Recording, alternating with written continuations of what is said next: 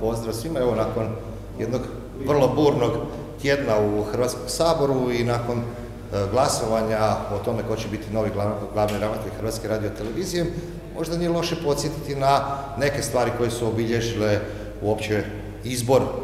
Roberta Šveba za glavnog ravnatelja Hrvatske radiotelevizije. Ja bih rekao da smo u prošlom tjednu i ovom tjednu svjedočili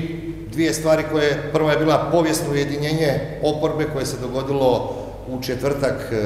navečer pod vodstvom gospodina Nikole Grmoje, koji je rekao da je on taj kreator ujedinjenja oporbe, da bi jučer ujutro već svjedočili tome raspadu te iste ujedinjene oporbe, gdje su neki zastupnici jasno rekli da u tom cirkusu koji se događa u četvrtak ne žele sudjelovati u svoje mišljenje koga oni hoće ili neće predložiti za glavnog ravnatelja. Ono što je mene kao saborskog zastupnika koji je novi u ovom 10. sazivu najviše pogodilo, to je upravo te prodike o nekakvoj moralnosti, o svemu onome što je HDZ kao stranka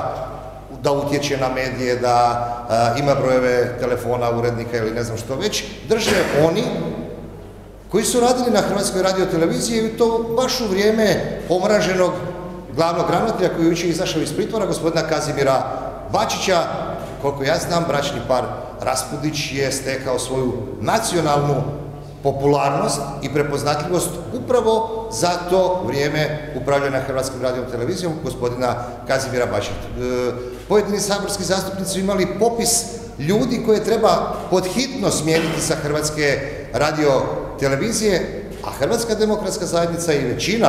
u Hrvatskom saboru su samo provodili zakon koji jasno kaže da većina u Hrvatskom saboru bira novog glavnog ravnatelja Hrvatske radiotelevizije na osnovu programa. Imali smo 13 kandidata, od 13 kandidata program gospodina Roberta Šveba je bio taj